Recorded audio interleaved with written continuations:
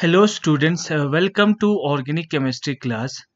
तो स्टूडेंट्स, हम डिस्कस करने जा रहे हैं रेट्रो सिंथेटिक एनालिसिस। तो स्टूडेंट्स, हमने ऑलरेडी आपके ऑफलाइन क्लासेस में बहुत सारे पार्ट्स हमने इसमें कवर कर चुका है, लेकिन फिर से ऑनलाइन क्लास में हमने क्या करना है, कुछ इंपॉर्टेंट टर्म्स को, कुछ इंपॉर्टेंट पॉइंट्स को हमें फिर से रिवाइज करना है। तो मैं थोड़ा सा पहले रिवाइज करूंगा, इसके बाद मेन टॉपिक पे हम जाएंगे। तो इसमें हम डिस्कस करेंगे रेट्रोसिंथेटिक एनालिसिस क्या होता है, ट्रांसफॉर्मेशन इन रेट्रोसिंथेसिस में कौन से ट्रांसफॉर्मेशंस होते हैं रेट्रोसिंथेसिस में, कुछ इंपॉर्टेंट टर्म्स होते हैं रेट्रोसिंथेसिस में, उसको हम डिस्कस करेंगे। फिर इसके बाद कैसे हम डिसकनेक्शन पॉइंट को चूज करते हैं, उसके बारे में हम डिस्कस करते हैं। तो आपको पता है ऑर्गेनिक कंपाउंड्स हमारे लाइफ में बहुत ही इम्पोर्टेंट रोल प्ले करते हैं, चाहे वो फूड इंडस्ट्री में हो या फार्मेसी में हो या कॉस्मेटिक्स का हो, पॉलीमर हो, डिटर्जेंट हो, हर पार्ट्स ऑफ लाइफ में ऑर्गेनिक कंपाउंड बहुत ही ज़्यादा इम्पोर्टेंट रोल प्ले करते हैं। तो अब इनको हमारे पास चैलेंज क्या है? चैलेंज ये है कि इनको हम कैसे सिंथेसाइज करें। तो सिंथेसाइज कौन करेंगे? Organic chemist. तो ऑर्गेनिक केमिस्ट के लिए एक बड़ा सा चैलेंज होता है इन बड़े से कंपाउंड्स को सिंथेसाइज करना। लेकिन एक हेल्पिंग टूल है हमारे पास, जिसको हम क्या कहते हैं, डिसकनेक्शन अप्रोच कहते हैं। तो डिसकनेक्शन अप्रोच की मदद से हम किसी भी कम्प्लेक्स बड़े से ऑर्गेनिक मॉलिक्यूल को हम डिज़ाइन कर सकते हैं। इसको हम रेट्रोसिंथेटिक एनालिसिस भी कहते हैं। तो रेट्रोसिंथेटिक, रेट्रो मीन्स रिवर्स में जाना, यानी आपके टारगेट मॉलिक्यूल तो है, उसको आप रिवर्स में सोचते हैं कि बना होगा तो ये किस चीज़ का बना होगा। तो उसी को हम कहते हैं रेट्रोसिंथेटिक एनालिसिस। तो हमें इस तरह से, मतलब टारगेट मॉलिक्यूल जो आपको बनाना है, इसको थोड़ा सा पीछे जाके सोचना है, दिमाग में ही आपको, ख्याल में ही आपको, या आप ऑन पेपर थोड़ा सा डिज़ाइन कर सकते हैं कि ये जो टारगेट मॉलिक्यूल है ये किस चीज़ का बना होगा। तो इसके बाद अगर हम देखते हैं एक कॉम्प्लेक्स मॉलिक्यूल का एक एग्जांपल लेते हैं, जैसे कि ये वाला मॉलिक्यूल है आपके पास, ये एक एस्टर मॉलिक्यूल है। तो इस एस्टर मॉलिक्यूल में आप देख सकते हैं कि अगर इस कॉम्प्लेक्स मॉलिक्यूल को आपको सिंथेसाइज करना है, तो इसको आप थोड़ा सा अपने दिमाग में ही सोच सकते हैं। अगर मैं यहाँ से इस मॉलिक्यूल को तोड़ूं, यहाँ से डिसकनेक्ट करूं, तो इसमें यहाँ से अल्कोहल टाइप का एक बन जाएगा और एसाइल क्लोराइड टाइप का बन जाएगा। फिर इन दोनों को जो है मैं बाद में रिएक्शन करूंगा प्रॉपर कंडीशन में, तो फिर से मुझे ये मॉलिक्यूल मिल जाएगा। ऐसा हमने क्यों किया? ऐसा हमने इसलिए किया क्योंकि ये मॉलिक्यूल हमारे पास अवेलेबल नहीं था, और ये जो कॉमन मॉलिक्यूल से अल्कोहल है, एसाइल क्लोराइड है, ये कमर्शियली या आपके लैब में अवेलेबल हो सकता है ना? तो ये इजीली अवेलेबल है। तो इस इजीली अवेलेबल मॉलिक्यूल से आप इसको फिर से इस टारगेट मॉलिक्यूल को अचीव कर सकते हैं। ये आपने कैसे किया? आपने अपने ही दिमाग में, यानी माइंड गेम है एक्चुअली, इसको आपने डिजाइन किया, शायद इस टाइप के मॉलिक्यूल से बना होगा। तो ये जो यहाँ पे एक ये दिखाया गया है ना, ये जो वाला एरो दिखाया है, ये एक रिएक्शन का एरो तो नहीं है, एक इसलिए यहाँ पे हमने डबल लाइन एरोस दिखाया है। डबल लाइन एरो दिखाता है रेट्रोसिंथेटिक एरो, इसको हम क्या कहते हैं, यानी रेट्रोसिंथेसिस को हम ऐसे दिखाते हैं, double headed, double line arrow से। तो ये याद रखना है आपको, याद रखना है कि ये एक कोई रियल जो है रियल रिएक्शन नहीं है, जस्ट आपने डिजाइन किया हुआ है कि ऐसे आपको मिल सकता है। ठीक है, तो कितना इंपॉर्टेंट है ये रेट्रोसिंथेटिक एनालिसिस, आप समझ सकते हैं कि 1990 में एलियस जे कोरे, हार्वर्ड यूनिवर्सिटी के प्रोफेसर जो थे, उनको ये रेट्रोसिंथेटिक एनालिसिस का कंसेप्ट इंट्रोड्यूस करने के लिए नोबेल प्राइज मिला था। तो आप समझ सकते हैं कि ये कितना इम्पोर्टेंट मेथड होता है ऑर्गेनिक केमिस्ट्री में, रेट्रोसिंथेटिक एनालिसिस। ठीक है, इसको हम एंटीथेटिक एनालिसिस भी कह सकते हैं। ठीक है, तो आप इस डिफिनेशन को हम यहाँ से नोट कर सकते हैं। ठीक है ना। गोल क्या है? गोल हमारा यहाँ पे यही है कि एक कॉम्प्लेक्स मॉलिक्यूल को इस तरह से आप माइंड में, या याद रखना, ये कोई रियल रिएक्शन आप यहाँ पे नहीं कर सकते हैं, ख्याल में ही इसको सिंपल मॉलिक्यूल में तोड़ना है, यानी एक कॉम्प्लेक्स मॉलिक्यूल को सिंपल में तोड़ना है, ताकि वो जो सिंपल मॉलिक्यूल आप सोच रहे हैं वो कमर्शियली या आपके लैब में इजीली अवेलेबल होना चाहिए। तभी आप किसी भी रिएक्शन को क्या कर सकते हैं, इजीली वहाँ पे कर सकते हैं। ठीक है। तो बहुत सारे ट्रांसफॉर्मेशन करना पड़ता है एक रिएजेंट को दूसरे, यानी एक फंक्शनल ग्रुप को दूसरे फंक्शनल ग्रुप में, है ना, दूसरे को तीसरे में। बहुत सारे आपको ट्रांसफॉर्मेशन रिएक्शन करने पड़ते हैं। इसलिए आपको हमने पहले ही क्लास में डिस्कस किया है कि कौन से रिएजेंट हम यूज कर सकते हैं एक फंक्शनल ग्रुप को दूसरे फंक्शनल ग्रुप में कन्वर्ट करने के लिए, या कौन से किसी रिएजेंट में हमें फंक्शनल ग्रुप को रिमूव करना पड़ता है। तो वो सारा हमने ऑलरेडी डिस्कस कर चुका है। उन चीज़ों को आप फिर से रिवाइज करेंगे तो हमें ये थोड़ा सा इजी हो जाएगा। ठीक है ना। तो यहाँ पे ट्रांसफॉर्मेशन में आपको फंक्शनल ग्रुप इंटर कन्वर्ट करना पड़ता है। से फॉर एग्जांपल यहाँ पे आपको टारगेट मॉलिक्यूल ये है, ये क्या है? एल्डिहाइड है। एल्डिहाइड आपको बनाना है, तो एल्डिहाइड आपके पास जो स्टार्टिंग मटेरियल आपके पास अल्कोहल होगा, तो अल्कोहल से एल्डिहाइड कैसे बनाते हैं? तो ऑक्सीडेशन, तो ऑक्सीडाइजिंग एजेंट आप यूज करेंगे। लेकिन इसकी जगह आपके पास स्टार्टिंग मटेरियल आपको मिल रहा है कोई एस्टर, तो इसके रिडक्शन से। तो ये सारी नॉलेज आपको होना चाहिए, तभी आप इस टाइप के रिएक्शन को आप कर सकते हैं। ठीक है।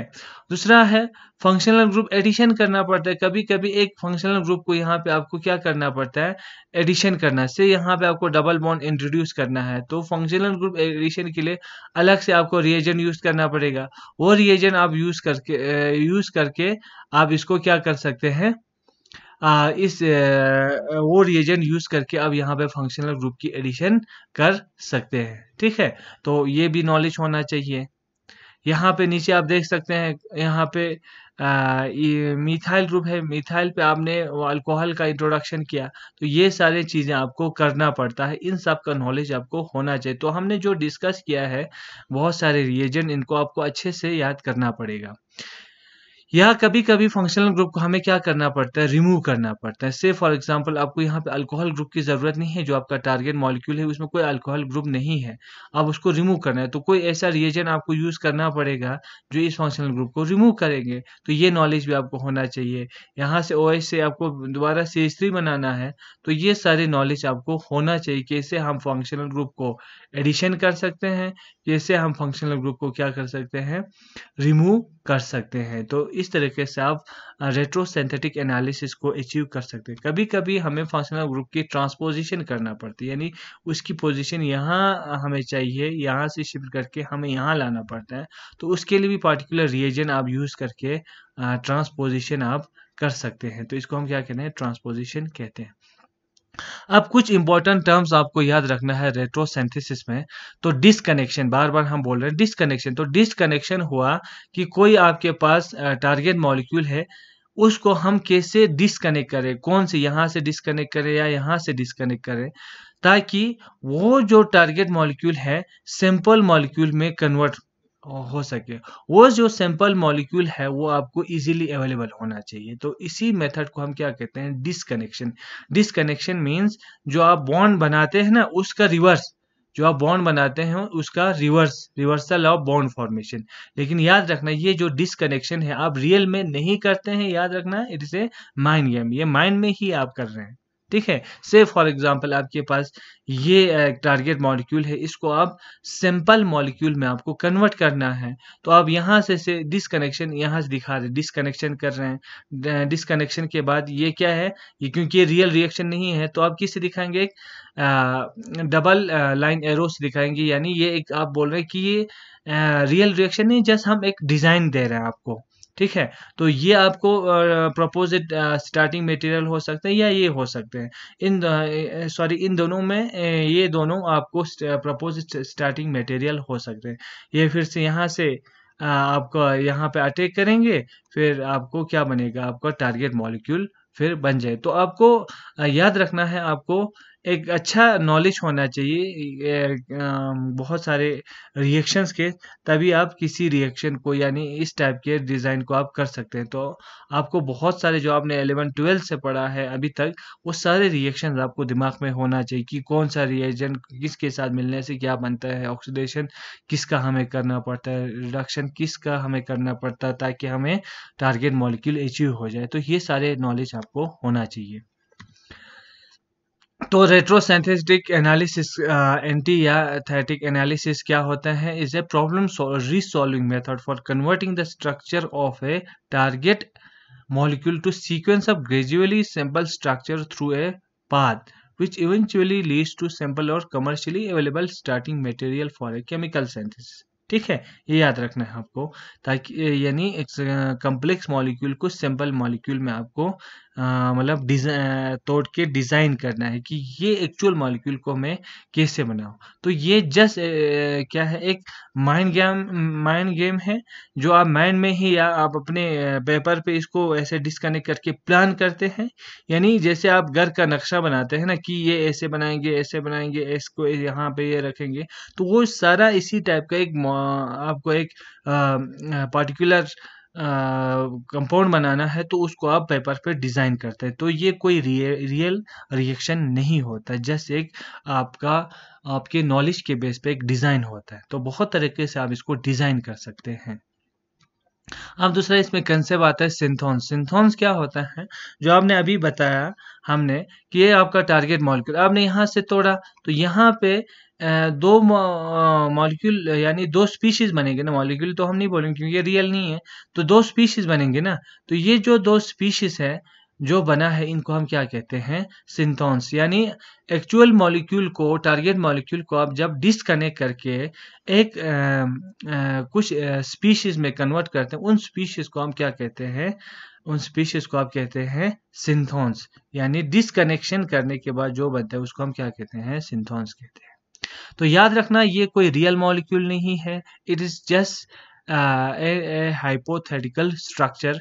ये कोई डिस्टिंक्ट एंटिटी नहीं होते, ठीक है ना। ये जस्ट फ्रैगमेंट होता है जो आपके डिस्कनेक्शन की वजह से मिल जाते हैं। होमोलिटिक क्लीवेज करके आप सिंथोन्स को बना सकते हैं। हेट्रोलिटिक, जो आपको फिजिबल लगे वो आप यूज करके, जैसे अगर आप यहाँ पे होमोलिटिक क्लीवेज करते हैं तो आपको जो यहाँ पे सिंथोन्स बनेंगे वो क्या होगा, यहाँ पे जो सिंथोन्स आपको बनेंगे वो सिंथोन्स आपको फ्री रेडिकल टाइप का होगा, है ना, फ्री रेडिकल टाइप का होगा।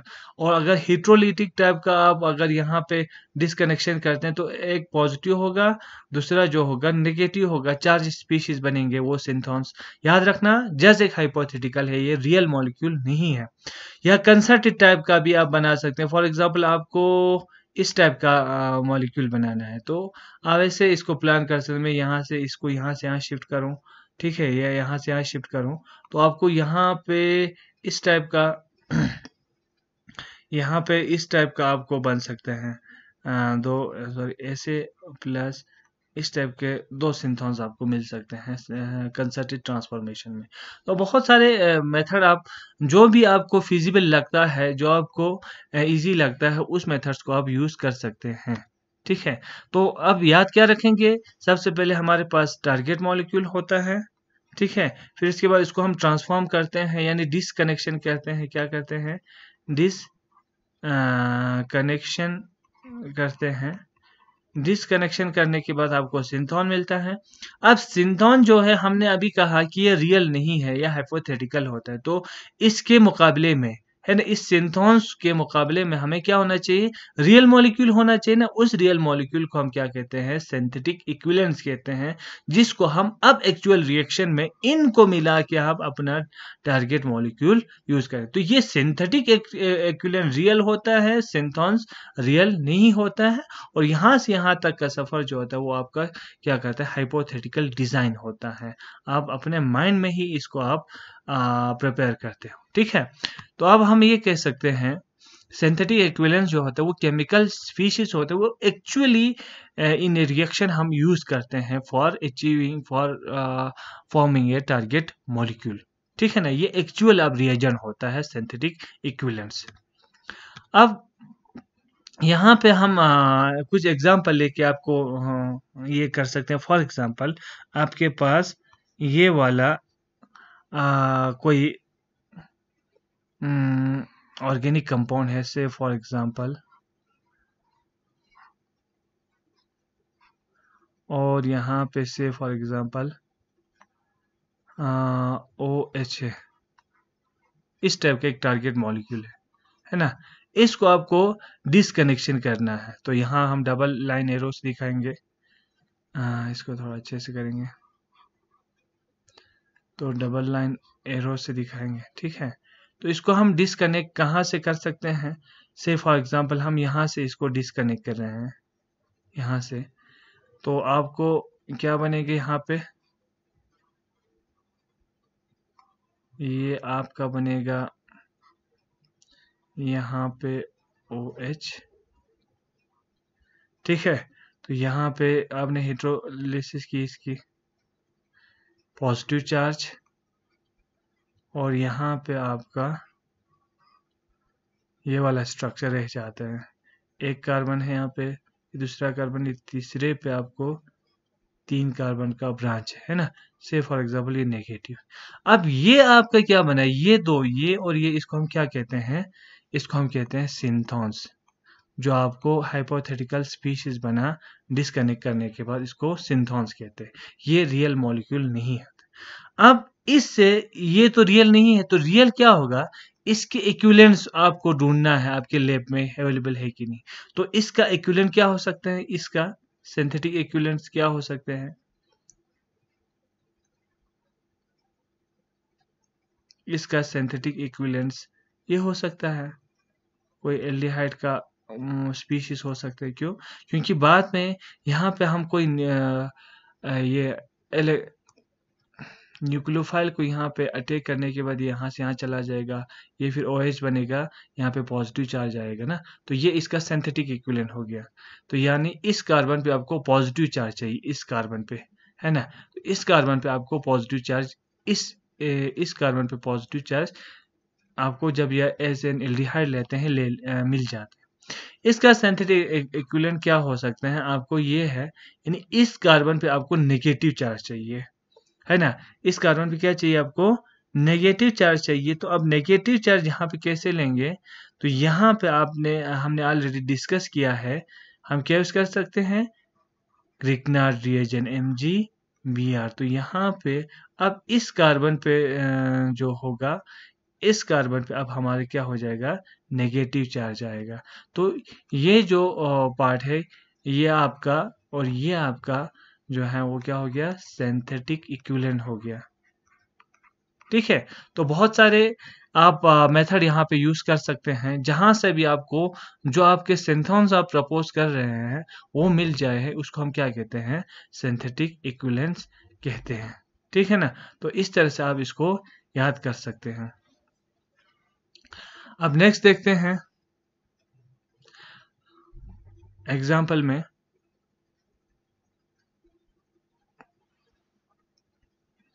इसको हम यहीं पे ख़त्म कर देते हैं। अब कुछ एग्जाम्पल हम डिस्कस करेंगे कि list of electrophilic acceptor synthons and nucleophilic donor synthons along with their corresponding synthetic equivalents.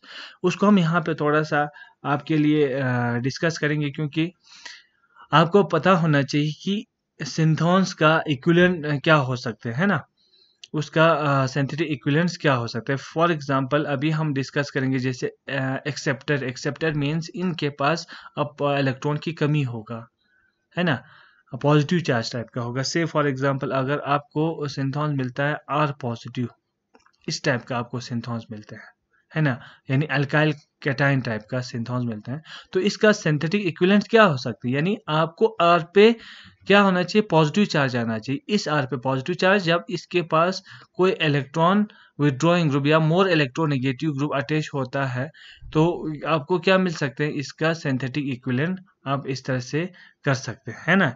या आपका RI है है ना। तो बाद में जब रिएक्शन हो जाएगा तो क्या मिल जाएगा, यहाँ से क्लोरीन निकल जाएगा तो R पे क्या आ जाएगा, पॉजिटिव चार्ज आ जाएगा। नहीं, ये जो आपका सिंथोन है वो मिल रहा है ना, तो इनको हम क्या कहते हैं, इसके सिंथेटिक इक्विवेलेंस हम कहते हैं। ठीक है, अब दूसरा एग्जांपल अगर हम डिस्कस करेंगे तो यहाँ पे क्या आएगा, से फॉर एग्जांपल एराइल कैटायन है, एराइल कैटायन इस टाइप का एराइल कैटायन है। ठीक है, तो एराइल कैटायन में क्या होगा, एराइल कैटायन का सिंथेटिक इक्विवेलेंट हमने ऑलरेडी डिस्कस किया है, यानी ArN2X है ना। डाइजोनियम सॉल्ट हमने ऑलरेडी डिस्कस किया है, क्योंकि नाइट्रोजन जो होता है इस टाइप का हमने ऑलरेडी डिस्कस किया हुआ है ना।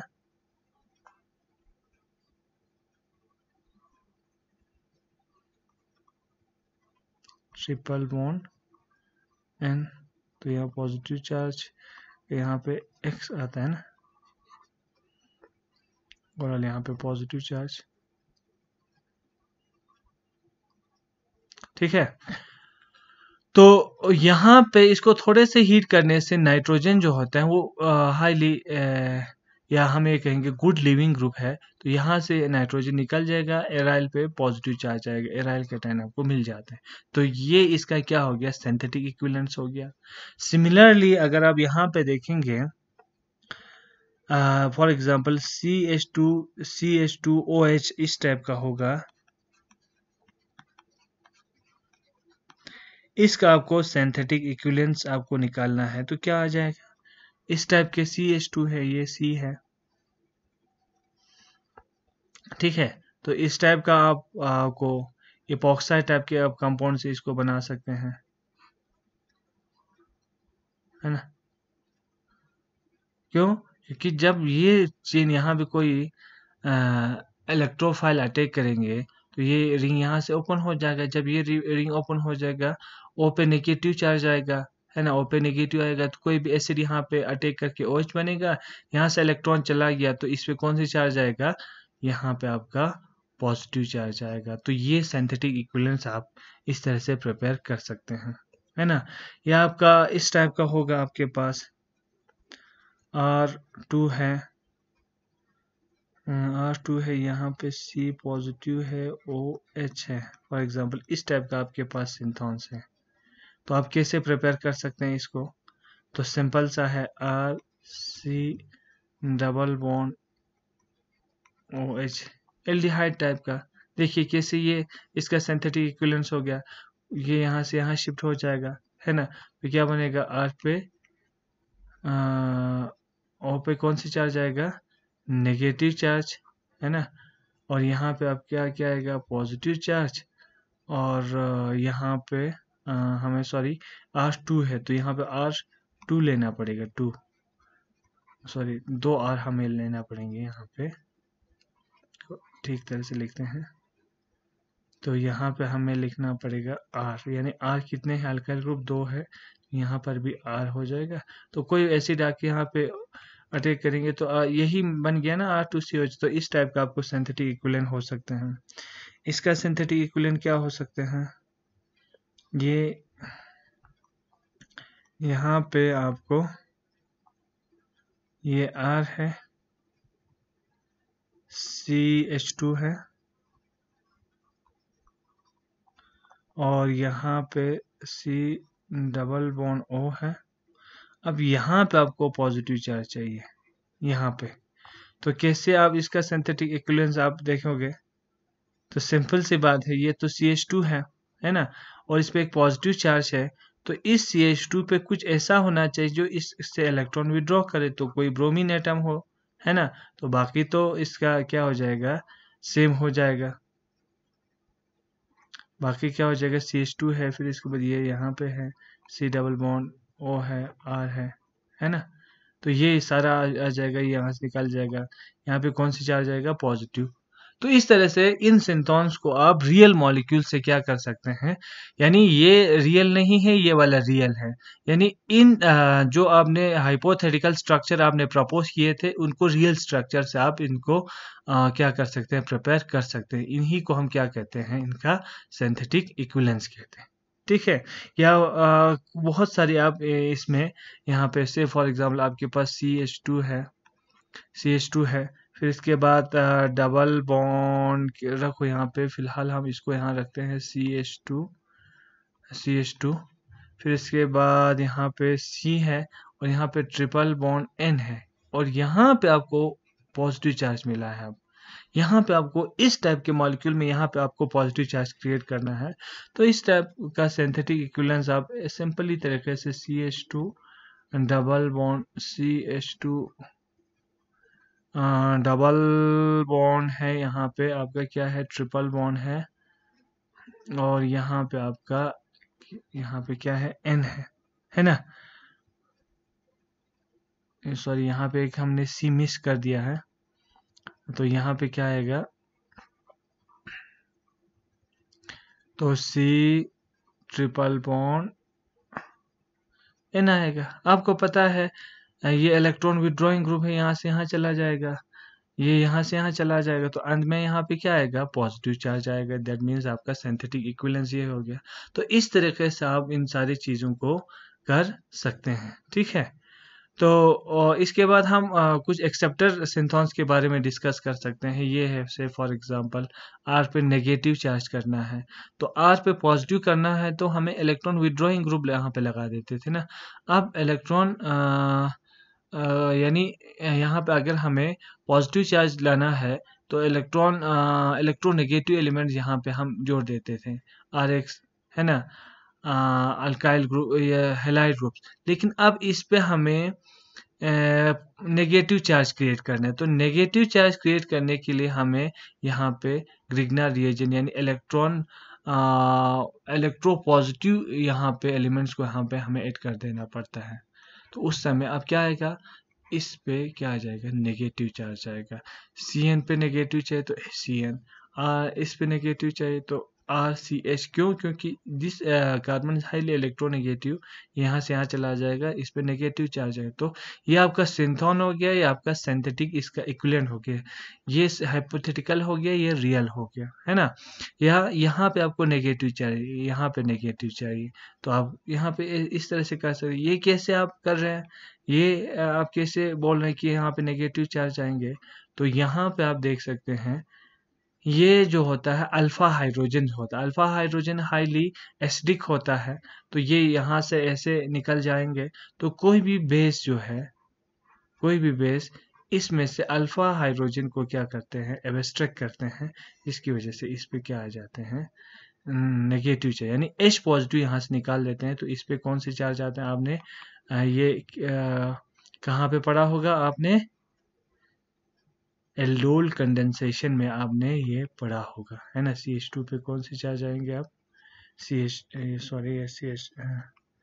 ये CH2 है, इस पे नेगेटिव चार्ज आएंगे, ठीक है।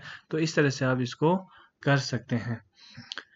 तो ये हो गया सिंपल कंसेप्ट आपके सिंथेटिक ये सिंथॉन्स और इसके सिंथेटिक इक्विवेलेंट्स के बारे में, ठीक है। अब नेक्स्ट में थोड़ा सा हम डिस्कस करते हैं कि कौन से पार्ट्स को हम डिसकनेक्शन के लिए क्या करें, चूज करें, कौन सा पॉइंट हम चूज करें, बेस्ट पॉइंट क्या होता है चूज करने के लिए। तो गाइडलाइन फर्स्ट में आप याद रखेंगे कि जहां से भी आप डिसकनेक्ट कर रहे हो ना, वो उससे जो सिंथॉन्स बनेंगे उसके जो सिंथेटिक इक्विवेलेंट्स होने चाहिए, क्या होना चाहिए, रियल होना चाहिए। देखो यहाँ से अगर आप डिसकनेक्ट कर रहे हैं तो यहाँ पे एराइल ग्रुप पे पॉजिटिव चार्ज आ रहे हैं, ठीक है। तो ये चलो हम एक्सपेक्ट कर सकते हैं रियल है, लेकिन एराइल पे पॉजिटिव चार्ज है ना, हाईली अनस्टेबल है। तो इस टाइप के आपको डिसकनेक्शन नहीं करना है, जिसमें आपको क्या मिल रहा है, आपको क्या मिल रहा है, एक अनस्टेबल सा सिंथॉन्स आपको मिल रहे हैं जो कि रियल नहीं हो, है ना। तो यहाँ पे आप देख सकते हैं फॉर एग्जांपल इससे आप थोड़ा सा और समझ पाएंगे कि कहाँ से आपको डिसकनेक्शन करना चाहिए। तो यूजुअली जब भी डिसकनेक्शन करेंगे तो हेटेरो एटम जहाँ से हो वहाँ से डिसकनेक्शन करें तो अच्छा होता है। से फॉर एग्जांपल ये वाला मॉलिक्यूल है, इसको आपको डिसकनेक्शन करना है, तो यहाँ पे हेटेरो एटम्स को यहाँ से नहीं करेंगे क्योंकि एराइल पे क्या आ जाएगा, पॉजिटिव चार्ज आएगा, यहाँ से करेंगे। तो यहाँ पे कार्बन और सल्फर का बॉन्ड टूट जाएगा, कार्बन सल्फाइड बॉन्ड। तो यहाँ पे ये सिंथॉन्स बनेंगे। अब ये सिंथॉन, अब इसके लिए हमें क्या बनना है, सिंथेटिक इक्विवेलेंट्स को ढूंढना है। तो सिंपल है, इसका सिंथेटिक इक्विवेलेंट्स ये है, किसी बेस के साथ इसका रिएक्शन करेंगे तो H पॉजिटिव यहाँ से निकल जाएगा और नेगेटिव चार्ज आएगा। और इसका सिंथेटिक इक्विवेलेंस क्या है, इस पे हमें पॉजिटिव चार्ज है। तो सिंपल है, अल्कलाइटिंग एजेंट्स में हम यही यूज करते हैं। यहाँ पे कोई यहाँ पे पॉजिटिव चार्ज आएगा, यहाँ से निकल जाएगा, तो ये मिल गया, फिर से ये मिल गया, इन दोनों को रिएक्शन करेंगे तो आपको क्या मिल जाएगा, आपका जो टारगेट मॉलिक्यूल है वो मिल जाएगा।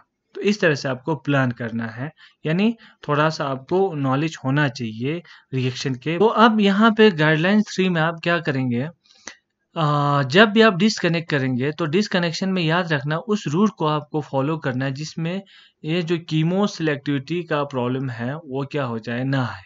कीमो सिलेक्टिविटी का प्रॉब्लम आपको ना है। Chemo selectivity means more than one functional group होगा तो उन सारे फंक्शनल ग्रुप पे रिएक्शन होने के चांस होता है, या एक पर्टिकुलर फंक्शनल ग्रुप पे रिएक्शन होने की चांस होते हैं। तो बहुत सारे फंक्शनल ग्रुप की फॉर्मेशन ना हो, बहुत सारे रिएक्शन पॉइंट ना हो, उसको आपको याद रखना है। फॉर एग्जांपल आपको ये वाला एक टारगेट मॉलिक्यूल है, से फॉर एग्जांपल यहाँ से अगर डिसकनेक्ट करते हैं तो आपको ये सिंथॉन्स और ये सिंथॉन्स, अब सिंथॉन्स बनने के यहाँ नेगेटिव आएगा ना, तो उस नेगेटिव का सिंथेटिक इक्विवेलेंट ये हो गया। अब यहाँ पॉजिटिव चार्ज है तो पॉजिटिव चार्ज को लाने के लिए हम मुझे यहाँ पे कोई इलेक्ट्रॉन विड्रॉइंग ग्रुप या इलेक्ट्रोनेगेटिव एलिमेंट जहाँ पे ऐड करना पड़ेगा। अब यहाँ पे ये पॉजिटिव चार्ज यहाँ पर भी अटैक कर सकते हैं, यहाँ पर भी अटैक कर सकते हैं, क्योंकि ये यहाँ पे एक ये अमाइनो ग्रुप है, बेसिक अमाइन है। तो यहाँ पे आपको टारगेट मॉलिक्यूल बनने के चांसेस बहुत ही कम है, क्योंकि यहाँ बेसिक अमाइनो ग्रुप है, यहाँ पे आपका अल्कोहलिक ग्रुप है। तो अल्कलाइटिंग एजेंट जो है पॉजिटिव चार्ज यहाँ पर भी कर सकते हैं, यहाँ भी कर सकते हैं, तो प्रॉब्लम हो गया। तो इसमें कीमो सिलेक्टिविटी का प्रॉब्लम आ गया। अब मैं यहाँ से इसको डिस्कनेक्ट कर रहा हूँ बी से डिस्कनेक्ट करने से मुझे सिंथेटिक इक्विवेलेंट ये एक अल्कोहल मिलता है, और यहाँ पे फिर से मुझे पॉजिटिव चार्ज को यहाँ लाने के लिए मुझे Br को यहाँ पे ऐड करना पड़ेगा। अब यहाँ पे ये जो है ये बेस है और ये फिनोल है, एसिड है। तो यहाँ पे एसिड बेस रिएक्शन होने के चांस है, जो कि हाईली अनफिजिबल है, आपको टारगेट मॉलिक्यूल यहाँ पे अचीव नहीं कर सकते हैं आप। अब इसकी जगह पे मैं अगर यहाँ पे सी और डी वाले पाथ को मैं फॉलो करने की कोशिश करता हूँ, तो डी आप ऊपर देखिए, डी में आपको ये सिंथॉन्स मिलता है जिसमें आप Br यहाँ पे सिंथेटिक इक्विवेलेंट इसको बना सकते हैं, और यहाँ पे आपका अमाइनो ग्रुप हो गया, और यहाँ पे ये वाला ग्रुप हो गया, ठीक है। तो यहाँ पे आप आपका जो Br पॉजिटिव है वो यहाँ पे भी अटैक कर सकते हैं, और किसी ऑक्सीजन पे भी ये अटैक कर सकते हैं। तो यहाँ पर भी थोड़ा सा कीमो सिलेक्टिविटी का प्रॉब्लम आ रहा है हमें, ठीक है। और अगर हम यहाँ पे सी वाले पाथ को हम अगर देखेंगे, तो सी वाले पाथ में क्या हो रहा है, यहाँ पे आपका Br है ना, यहाँ पे आपका Br, यानी यहाँ पे आपका पॉजिटिव चार्ज आ रहा है, यहाँ से सॉरी यहाँ से टूटने के बाद ये इस पे अटैक करेंगे, तो ये आपको ये वाला टारगेट मॉलिक्यूल यहाँ पे अचीव हो सकता है। तो अब हम ये कह सकते हैं ए और बी में तो कीमो सिलेक्टिविटी का प्रॉब्लम है, सी और डी में ठीक है, लेकिन सी हमारे लिए बेस्ट चॉइस है। क्यों? क्योंकि डी में alkylation of oxygen in presence NH2 group बहुत ही मुश्किल होता है ना। अल्किलेशन दो जगह पे, यहाँ पे ऑक्सीजन पे भी हो सकते हैं, इस पे भी हो सकते हैं, लेकिन यहाँ पे आप देखिए, यहाँ पे इसके पास कोई चारा नहीं, इसके पास ही जाएंगे, अटैक करेंगे। तो यहाँ पे हम ये कह सकते हैं ये वाला बेस्ट चॉइस है। क्यों? क्योंकि अब यहाँ पे पॉजिटिव चार्ज अब कहाँ अटैक करेगा, ये एक मॉलिक्यूल ही अब इसमें ही करेंगे, तो यहाँ पे अल्किलेशन अच्छे से हो जाएगा। तो बेस्ट चॉइस हमारे क्या है, अब सी है, ठीक है। सी हमारे लिए क्या है, बेस्ट चॉइस है। सी हमारे लिए क्या है, बेस्ट चॉइस हो सकता है। ठीक है, तो ये आप इसको हम यहाँ पे ख़त्म करके कर देते हैं। इसके बाद आप सी से ये करने के बाद सी से इसको मतलब डिस्कनेक्ट करने के बाद सी पाथ से एक बड़ा सा फिर से मॉलिक्यूल रहता है यहाँ पे, है ना। इसको हम फिर फर्दर सिंप्लीफाई कर सकते हैं, है ना। तो यहाँ पे दो पाथवे हम यहाँ पे फॉलो कर सकते हैं। देखो सी, ये सी से जो डिस्कनेक्शन के बाद मिला था हमें, यहाँ से अगर हम डिस्कनेक्ट करते हैं तो ये वाला आपको मॉलिक्यूल मिल जाते हैं। ठीक है, यहाँ पे ये सॉरी ये वाला सिंथॉन्स मिलेंगे। सिंथॉन्स को आप इसका सिंथेटिक इक्विवेलेंस हम Br लगा के कर सकते हैं। अब इसमें प्रॉब्लम क्या है, ये भी एक अल्कलाइटिंग एजेंट है। यहाँ पे भी पॉजिटिव चार्ज आएगा ना, देखो यहाँ से Br निकल जाएंगे तो पॉजिटिव चार्ज, यहाँ भी पॉजिटिव चार्ज। अब एक मॉलिक्यूल तो नहीं, हजारों मॉलिक्यूल होंगे, तो ये अपने इसके दूसरे मॉलिक्यूल के इस पार्ट पर अल्कलाइट कर सकते हैं, इस पे अटैक कर सकते हैं। तो आपको अजीब किस्म के यहाँ पे मॉलिक्यूल मिलने के चांस है। लेकिन अगर हम इस पाथ को फॉलो करते हैं, दूसरे पाथ को यहाँ पे फॉलो करते हैं, एफ इसको हम डिस्कनेक्ट करते हैं तो एफ से, तो यहाँ पे ये बनेगा इसका सिंथेटिक इक्विवेलेंस, और दूसरा जो पार्ट यहाँ से टूट गया है तो यहाँ पे पॉजिटिव चार्ज आएगा ना। उस पॉजिटिव चार्ज को लाने के लिए हमने दूसरा Br तो अपने पास है, फिर इसको हम फर्दर यहाँ से डिस्कनेक्ट करते हैं ई वाला पार्ट जैसा। तो यहाँ पे OH, ये अपना OH, तो यहाँ पे OH कैसे आ गया, यहाँ से O नेगेटिव आएगा, यहाँ पे H रखा, और यहाँ से डिस्कनेक्ट करके हमने यहाँ Br रखा। ठीक है, अब यहाँ क्या है, देखो और कोई ऑप्शन नहीं है। पहले वाले रिएक्शन हम क्या करेंगे, इसको इसके साथ रिएक्शन करेंगे तो इजीली ये वाला मॉलिक्यूल बनेगा।